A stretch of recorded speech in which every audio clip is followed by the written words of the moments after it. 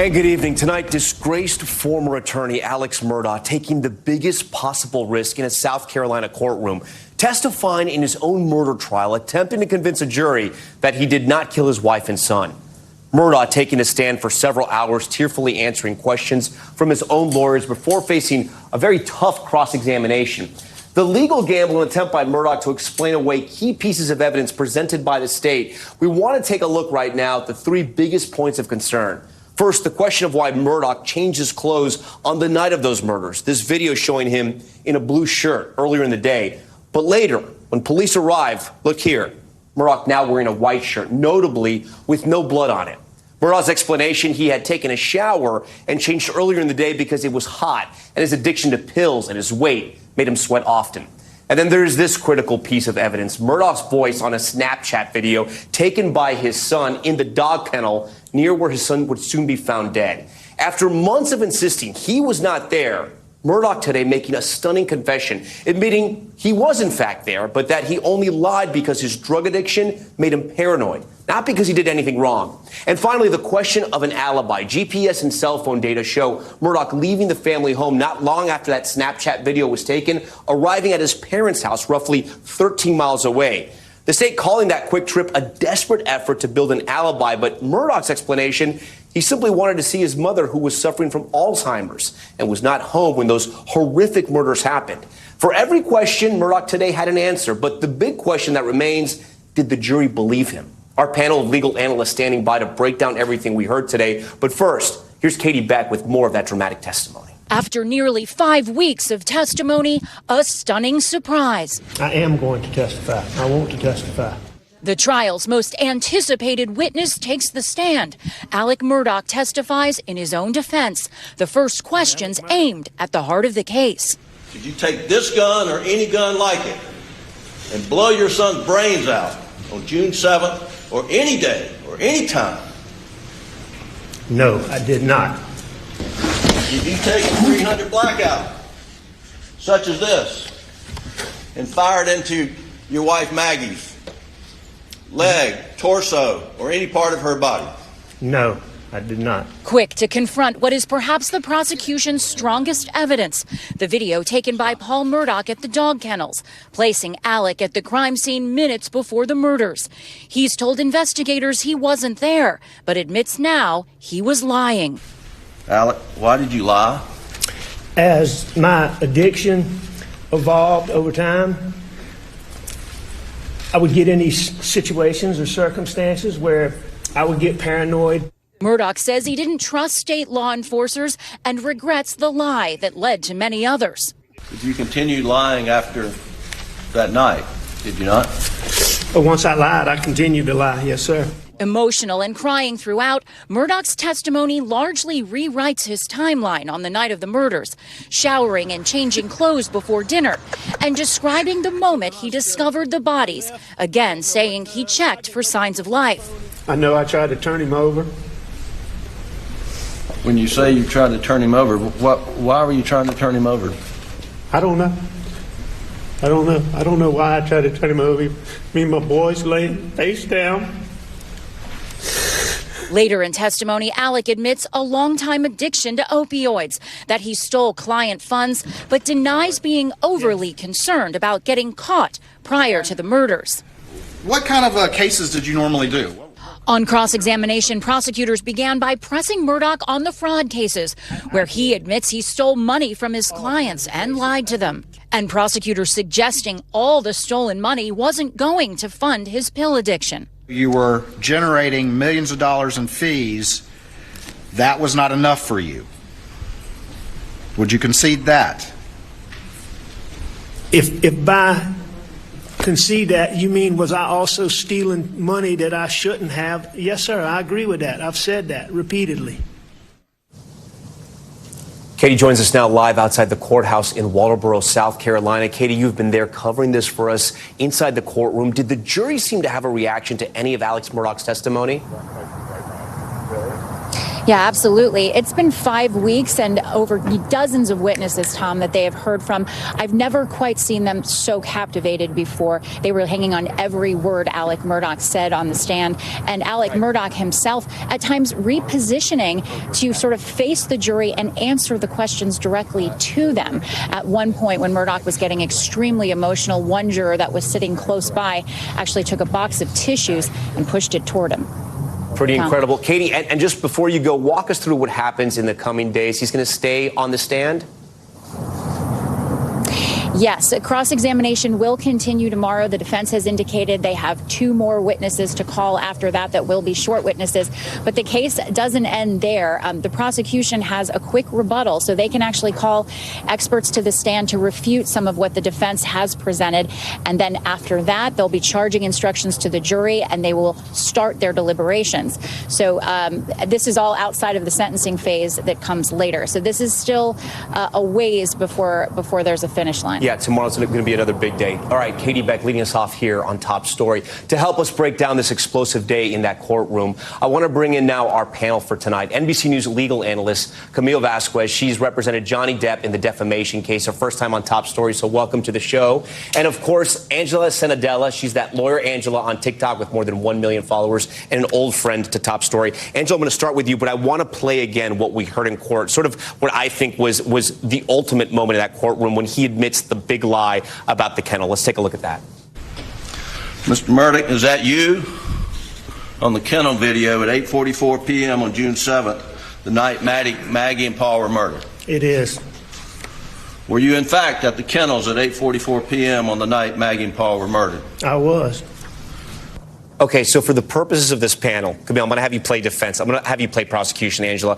Angela, how damaging of a moment was this, right? Because we've heard time and time again him saying that wasn't me, that wasn't my voice, I wasn't there. And then today, everything changes. It's massively explosive, Tom. It's showing that he's a liar. And frankly, all that matters about a witness on that stand is their credibility. That's what the jury's going to be looking at. If he's admitting he lied, and note, he's not admitting he lied prior to being cornered. He's only admitting after 5 or 6 witnesses have already declared that it was his voice on that audio. Including close friends. Including defense witnesses. So he's been backed up against a wall, and now he's admitting it. So he's not really taking accountability. So, Camille, defense can sometimes be your specialty here. Explain to me, what was the strategy here? I think the strategy is simple, right? I mean, building credibility also means taking accountability. He had to explain this. He had to say it. He's the only person in that entire courtroom, the most important witness, that can explain this lie. It's him. So he had to own up to it. He had to. Angela, does it then add up saying that he goes to the kennel? Yes, that is his voice. He lied about this because of all the drugs. And then he goes to see his mother who has Alzheimer's. And when he comes back, oh my God, his wife and his son are dead. Oh. Did that narrative, like, was he able to piece it together where it was believable? Tom, hypothetically, what is the perfect alibi? It's visiting somebody who has Alzheimer's. When you look at this man who's an accomplished lawyer and see what he's pieced together as explanations, I mean, there's a lot of holes there. You know, I don't want to compare the cases at all that you worked on with Johnny Depp and Amber Heard, but one of your main strategies was putting Johnny Depp on the stand, and it sort of won the jurors over. This is a much different case, but there is a strategy in putting Alec Murdoch on the stand and having jurors hear from him. He was crying throughout the day. Do you think the jurors were affected by that? Absolutely. Absolutely. I mean, we just heard from your reporter. Yeah. One of the jurors handed him a tissue box. I mean, clearly they are affected by his emotions. Now, is it going to be enough to acquit him? I don't know. So, Angela, he is a lawyer, so he knows how this game is played. A lot of times he played very innocent, spoke very slowly, was very confused sometimes by the questions from the prosecutors. Was it shtick, or do you think this works with jurors? I mean, this is what the jury's going to be asking themselves. Is he an actor? Is he a lawyer who knows to go like this? The fact that the defense attorney took about 10 beats before giving him a tissue, letting the snot and the tears come down his face, these people are practiced. He is a pro. This is not his first time on the stand. So trying to pretend that he's just like this honest schmo who just suddenly was grieving, it's a very hard thing to... Camille, 2 things for you. Will the I was addicted to drugs, I was hooked on Oxy, guilty. Will that build sympathy with the jury, number one? And number two, the prosecution actually called him out because he kept referring to his son who had passed away as Pawpaw. And when he's talking to police in the investigative videos, he calls him Paul. Prosecutors were trying to say that he was basically trying to play a role here, as Angela was talking about. Do you think that stuff comes out? Do you think people find him a fraud? And will they have sympathy because of the drug addiction? I think it's really interesting when you bring up drug addiction to a jury, because juries have likely had experiences with people that have struggled with drug addictions. Have they had the same credibility issues as well? Probably, right? And so I think it's deliberate. He is owning up to his drug addiction on purpose. Now, in terms of whether the jury is going to think he's a fraud because he's using a nickname for his son, I think it's really unlikely, right? Speaking to police when your son and wife have just been murdered is very different than many years now later, talking about the death of his son and wife. It's a good point. A big strategy for the prosecution to point that the motive for all of this was money, apparently. Here's what he had to say about the accusations, and he admits to this, that he stole his client's money. Let's take a listen. I certainly was not telling her the truth. I don't know if I was talking fast or slow, but I wasn't telling the truth. All right. Well, you ultimately convinced her that there was nothing amiss here, right? While you were stealing her money, correct? I don't know if I convinced her that nothing was amiss or I misled her, but I admit candidly in all of these cases, Mr. Waters, that I took money that was not mine and I shouldn't have done it. Prosecution also pointed out he was making millions and still stealing from clients, right? They were really painting him to be a dirtball here, if you will. But again, he admits this. He sounds sympathetic. Did it work, Angela? No, I don't think it did at all. What we're doing is we're hearing days worth of him just saying, I lied over and over again. Literally, he's saying, I lied here, I lied there, I lied to this person, this person, this person. So if you're the jury or if you're anyone watching, why would you ever believe him? Yeah, I have to ask you, the prosecution spent a lot of time on these financial crimes. And I was following, I was watching for a couple hours. Even I got lost at times, right? And I was following pretty closely. Is this a smart strategy, or are they spending too much time on the finance part? They might be spending too much time, to be really honest. I think they don't have to prove motive. Yeah. But it helps, right? It tells the story. It gives a reason why. I think when you're appealing to a jury, you have to give the reason why. And I think, though, they might have lost the plot a little bit. Okay, finally, tomorrow, if you were the prosecution, you got to question Alec Murdoch on the stand about the kennel. Angela, what's the question you would ask him? I would ask him, why did you lie? And if it was really just about drugs, then how can we trust that you didn't lie about everything else? That's a great question. I think I would ask him what he was doing there. Why he was there? Why did he go back? Why did he go back? Yeah, it's going to be interesting to find out what happens tomorrow and where they go from here. I think it was a stunning sort of reversal in this case when he owned up to that. But he's on the stand and he will be back tomorrow, and maybe you guys will be as well. Thanks so much for joining us tonight. We really do appreciate it. Okay, we turn now to tonight's other top story, that deadly, crippling winter storm stretching across the country. Snow, ice, and wind combining for dangerous driving conditions coast to coast, including a 20-car pileup in California. And now a separate threat bearing down on the West heading into the weekend. Gabe Gutierrez is watching it all. Tonight, devastating snow, ice, and wind pummeling even more of the country, this time knocking out power to nearly 1 million people across the Midwest. Most of those outages in Michigan, where a volunteer firefighter was killed when a tree brought down a high-voltage line. Volunteer this time here for free, gave us life for free. In Wisconsin, authorities say snow likely caused the partial collapse of a parking garage at a shopping mall. Today, Minneapolis under a snow emergency. Over the last few hours, we've seen a very rapid snowfall here. The road conditions are getting worse.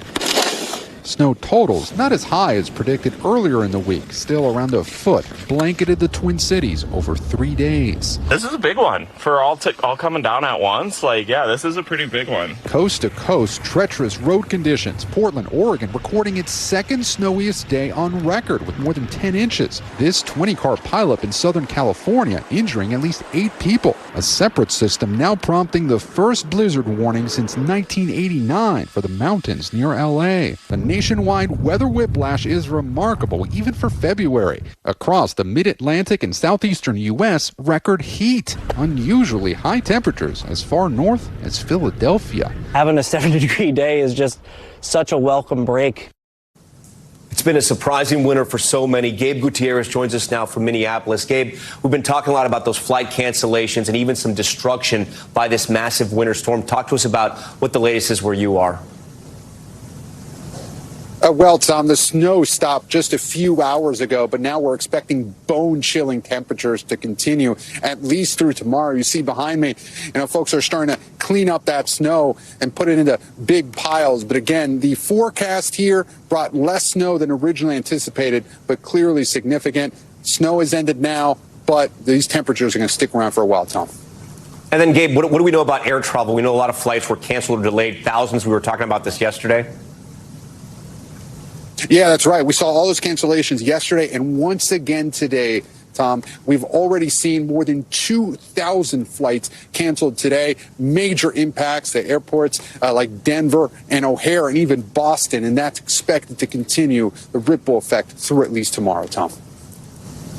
Gabe Gutierrez, who's been covering that monster storm all week for us. We want to turn now to Al Roker, who joins us once again in the studio. Al, we've been talking about the Midwest, but now we're going to focus on the West. That's right. We've got a big, powerful storm coming in, Tom. Right now, 6 million people out west looking at winter weather advisories, winter storm watches, blizzard warnings. In fact, the San Bernardino Mountains, first time they have had a blizzard warning issued. So we are talking some really cold air coming in. You can see on the radar now, snow from the Pacific Northwest into the Sierra Mountains, all the way down into the southwest, Flagstaff, Arizona as well. Why so cold? Well, most of these Pacific storms come in off the Pacific. Well, this storm is dropping out of Canada into the U.S., and that's bringing in Arctic air from Canada. So we're looking at record lows and low snow levels along the west coast. Here's what we've got. Temperatures as we go on into the weekend. Reno, 20-degree low for Friday. Bakersfield into the mid-30s. Los Angeles by Sunday, 39 degrees. Salt Lake City in the low to mid-20s. And so here's what we're looking at snowfall-wise to the north. Northern California, snowfall levels as low as 500 feet. Can't rule out some snowflakes actually in San Francisco. Bay Area hills could see up to 8 inches of snow. Then we head down south, Southern California, widespread road delays in and over the mountains, and the blizzard warnings just to the north of Los Angeles. First time they've had those since 1989. And we've also got a lot of heavy rain. The Friday into Saturday, Tom, we're talking about a rapid runoff into rivers and streams. There are going to be airport delays, and there's going to be significant roadway flooding with highest totals up to 10 inches. And we're keeping an eye on something that may mean some significant weather for our area midweek next week. But we're going to continue to watch the models for that. Tom? Okay, we'll stay on top of all of that. Al, we appreciate it. We want to turn now to Ohio, where new details have emerged on that toxic train derailment spill. Federal investigators uncovering what was likely to blame for the fiery accident. This as Transportation Secretary Pete Buttigieg visited East Palestine today after critics blasted him for not coming sooner. NBC's Ron Allen has more. Tonight, with the scene being cleaned up, new details about what caused the fiery derailment. Federal investigators saying a preliminary investigation shows an overheated wheel bearing likely to blame. This was 100% preventable. The NTSB says the train passed over 2 detectors, which showed the bearing was heating up. By the time it hit a third detector, it was 253 degrees above air temperature, triggering an audible alarm to warn the crew, who then slowed and stopped the train. This is a community that is suffering.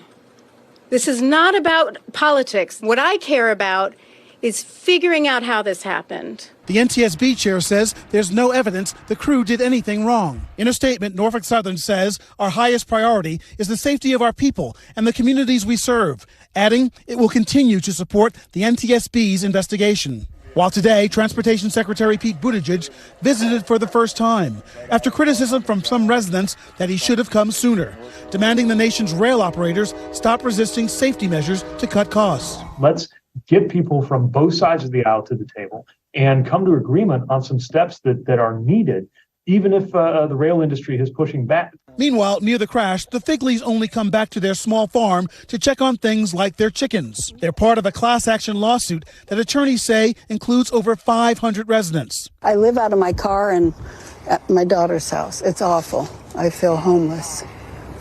Why won't you come back home? Because I don't know what I'm coming home to, and I'm 70 years old. And the number of lawsuits is growing, at least a dozen, that attorneys say could ultimately involve thousands of residents in Ohio and Pennsylvania. Norfolk Southern has said it will not comment on any pending litigation. Tom? All right, Ron Allen for us. Now to a story you may not have heard about. The growing migrant crisis at the border, but it's not the border you're thinking of. For months, we've been telling you about the record number of migrants crossing the U.S.-Mexico border. But Customs and Border Patrol say the influx is extending north. Some migrants now traveling into Canada, then heading south into the U.S. Here's a photo of one. Officials releasing images showing migrants, often entire families, crossing in the middle of the night in extreme temperatures. In some areas, border officials say they are seeing an 800% spike in encounters compared to last year. Valerie Castro at that border tonight with the details.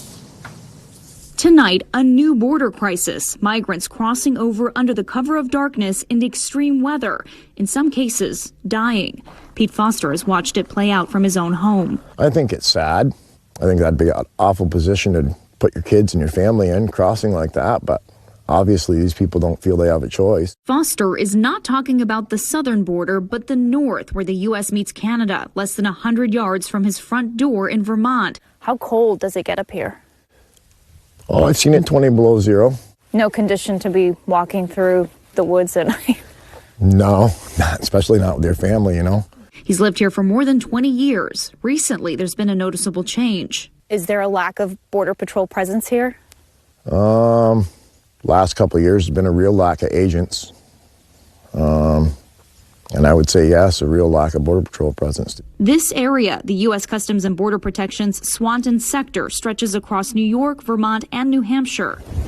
CBP citing a more than 800% increase in apprehensions and encounters there from October to January of this year, compared to the same time the previous year. Turn left onto the ramp to Canadian border. Right now we're headed to an area of the border with Canada and Vermont where Border Patrol agents tell us it's been a hot spot for migrants making their way into the U.S. illegally. They've been crossing over through wooded areas and through some extremely cold weather over the last month. But Foster worries it's not just migrants who are crossing. He says suspicious cars are showing up in the middle of the night, and also says he's seen what he believes could be evidence of drug trafficking. Yeah, there's some serious people that come across. It's not all just families trying to get in. Swanton sector border agents documenting several cases of migrants walking into the country, bracing bitter cold while dragging suitcases and carrying children.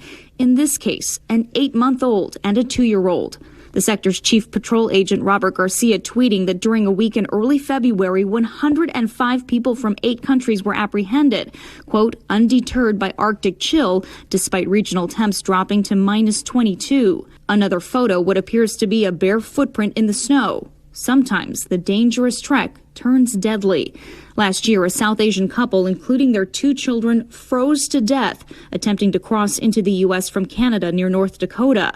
Their bodies were found just 13 yards away from the border. It tells me that the cartels have recognized that there's an awful lot of profit to be made coming through the northern border, and they're going to do whatever is necessary to generate that profit. And when you see numbers like this, that's clearly showing that they've seen a vulnerability. They know that there's gaps in our coverage, and they're going to exploit those gaps for that profit. Brandon Judd, president of the union that represents border agents, says cartels trafficking everything from illicit drugs to human beings are facilitating the path north, booking flights for a fee. The cartels facilitate the entire travel for a fee from Mexico to Canada. And then from Canada to the United States. It's all about fees, but they do facilitate the entire travel, yes. But not far from Pete Foster's home, migrants are also going the other way, walking into Canada at this unofficial border crossing on Roxham Road, taken into custody by Canadian officials, hoping they'll be accepted as refugees. La gente entró en desesperación, se corrieron los rumores de que llegaban buses para subirte a Canadá. First it was slow, then it started picking up, and now it's worse than ever. There's constant people either walking or personal vehicles or all kinds of taxis, from cars to vans. Melissa Bishaw lives on Roxham Road, the traffic prompting her to add security measures to her home. There's one camera there, a second camera's there, and a third camera's there, and then I got a fourth camera in the back on the back porch. More than 39,000 refugees crossed into Canada last year through unofficial crossings. The majority took this path. The Canadian government now struggling to deal with the influx. It would be unfortunate to put up barricades and close Roxham Road only for border crossings to open up elsewhere along the 6,000 or so kilometers of border that we have with the United States. On the U.S. side, Pete Foster just wants help, starting with more border protection. I think it'll help. I think what they have for agents here are stretched very thin. I think it would definitely help having more agents. Valerie Castro joins us now live from Swanton, Vermont. Valerie, we can see that snow behind you. It's incredible. In some of those surveillance images, you saw how cold it was, in one case, -4 degrees. I guess the big question is CBP, is the Biden administration, is anybody going to do anything to bring more manpower up there to stop these dangerous crossings? So, Tom, the union that represents border agents says there has been a request for agents to volunteer to leave the southwest border and come here to the northern border to address the issue. We asked Customs and Border Patrol that exact question, and they would not confirm that. They did say that there are about 273 agents assigned to this area, but they would not address those concerns that their presence in this area is thin. You know, I've covered immigration for years. I've never seen images like this. And now watching that snowfall behind you, it's so shocking. But I think, to be fair, we should also put these numbers sort of in comparison to what we're seeing at the southern border as well, Valerie. And, Tom, the numbers almost don't even compare. At the southern border, Customs and Border Protection recorded more than 150,000 encounters just for the month of January this year. Here along the entire northern border, it was just 13,000. Still a growing number, an 800% increase. All right, Valerie Castro, we appreciate that. Still ahead tonight, killed on assignment. A reporter killed and his photographer shot while covering a homicide in Orlando. We told you about this last night. That photographer now speaking out from his hospital bed, what he says about the moment they came under fire. Plus, the freight train crashing into a tractor trailer in New York. You see it right there. What we're learning about the driver who was trapped on the tracks. And the Aussie media fallout continues. The charges just announced against the company's founder after he raised tens of millions of dollars from investors. And what happened? Stay with us. Top story just getting started on this Thursday night.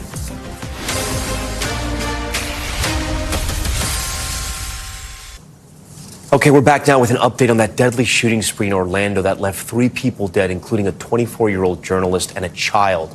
Tonight, one of the victims speaking out, plus new video from the moment the suspect was finally taken down. Juan Venegas has this one. Get on your face.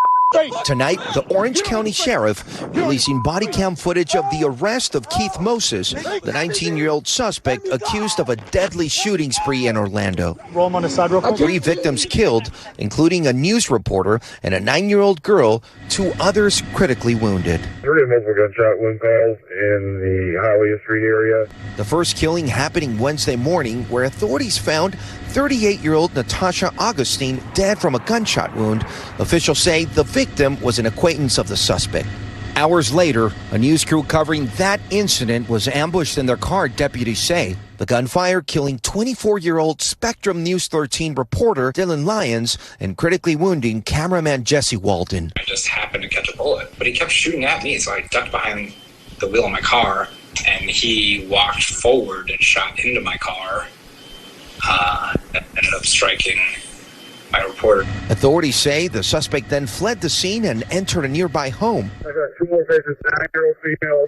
Deputies say he then opened fire again, killing a 9-year-old girl and critically injuring her mother. The suspect was arrested a short time later. We recovered a Glock 40, a semi-automatic handgun from inside of his pants. That gun was still hot to the touch, meaning it had just been fired. Moses is now charged with first-degree murder. All right, Guad Venegas joins us tonight from Orlando. Guad, I know you have some new reporting on how police took down this madman.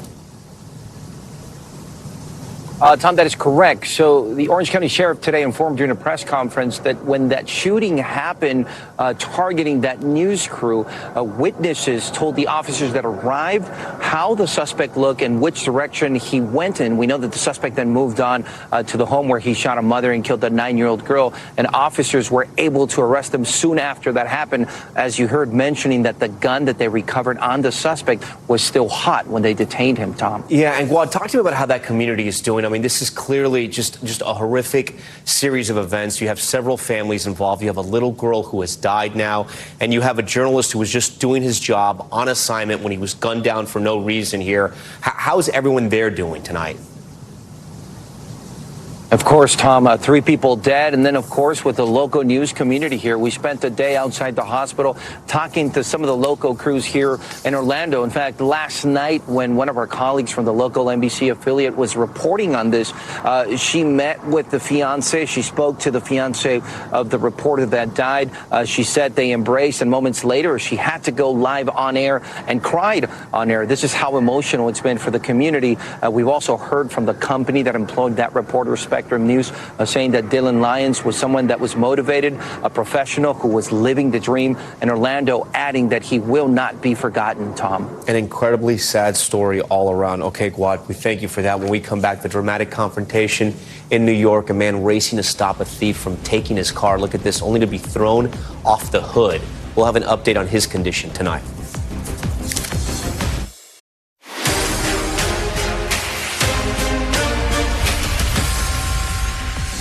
All right, we're back now with Top Stories newsfeed, and we begin with the shocking car theft caught on camera here in New York. New video shows a man in Queens running up to his SUV and jumping onto the roof, as thieves drove away in it.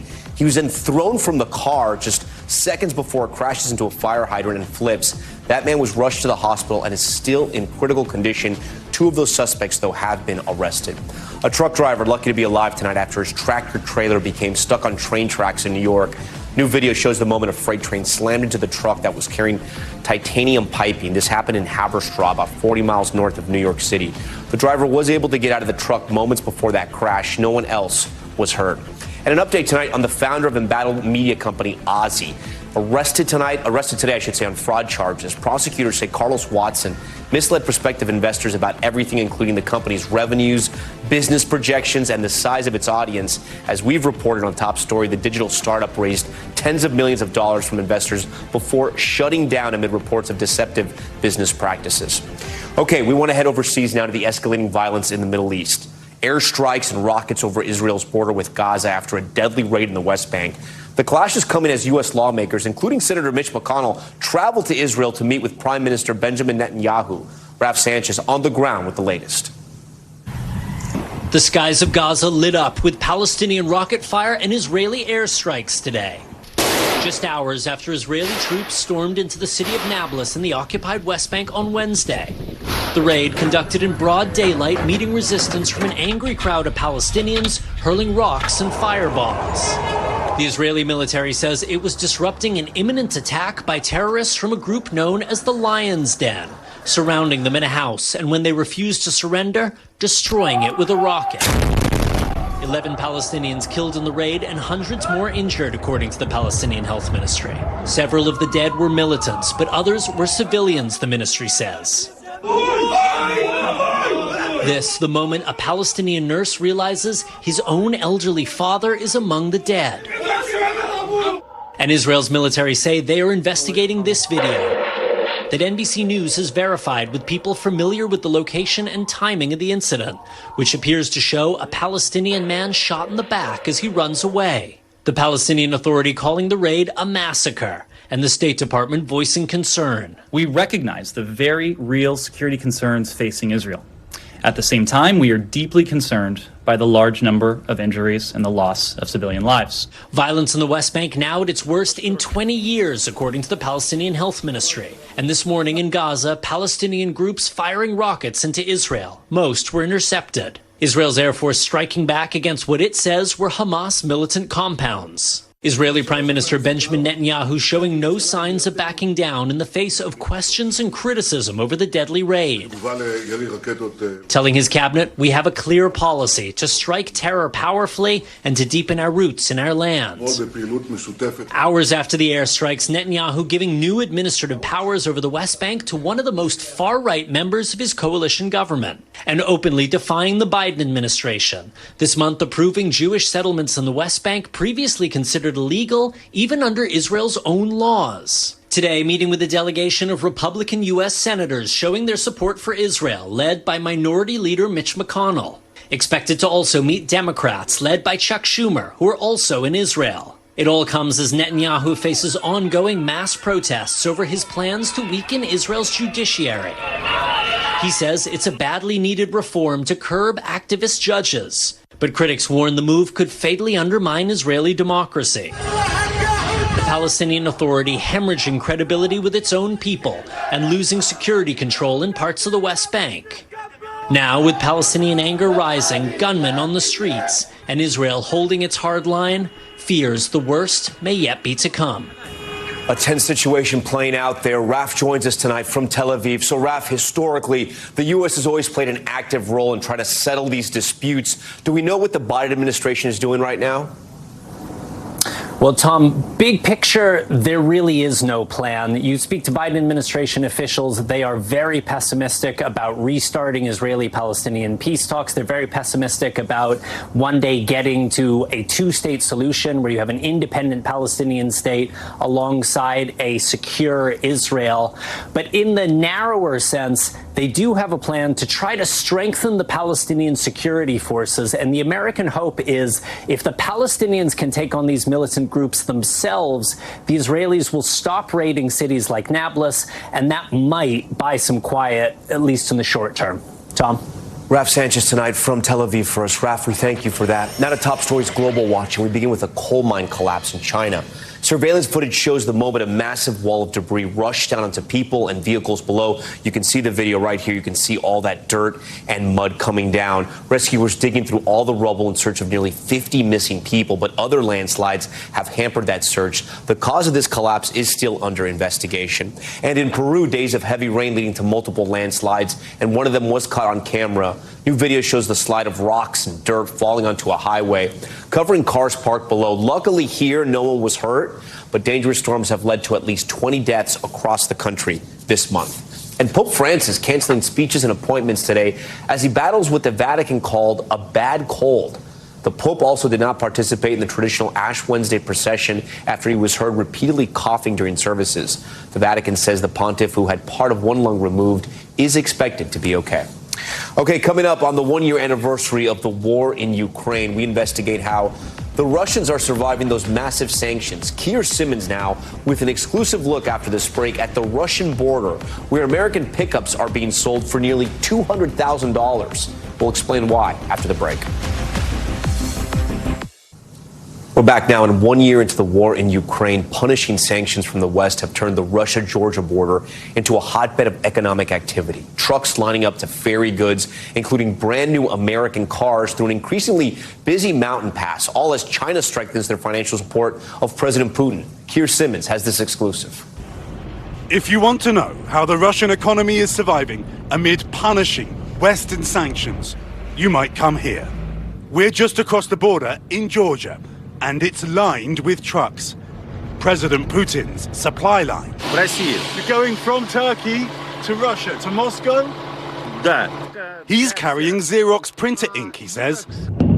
Since Putin's invasion and unprecedented Western sanctions, satellite images, along with international trade data, show this mountain pass becoming much busier. That's not surprising. At the outset of the war, Russia dropped most import restrictions on things like cars.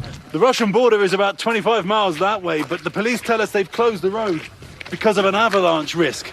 Business has stopped, but only temporarily. Hello! Then, hidden in the snow, a stunning discovery.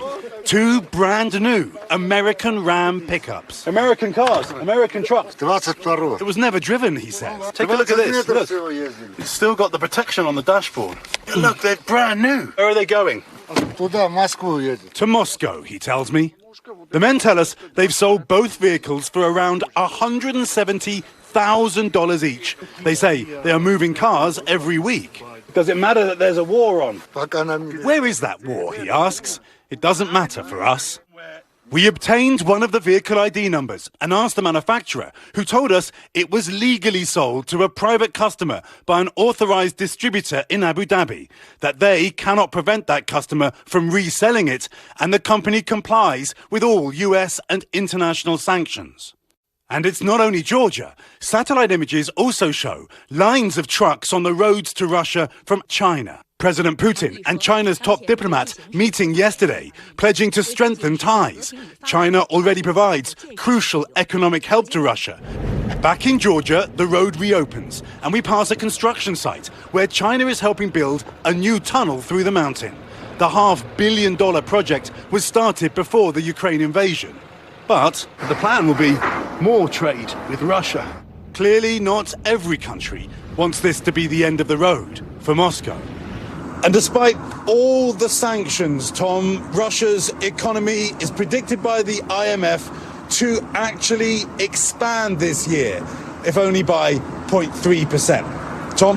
I'm Tom Llamas in New York. Stay right there. More news on the way.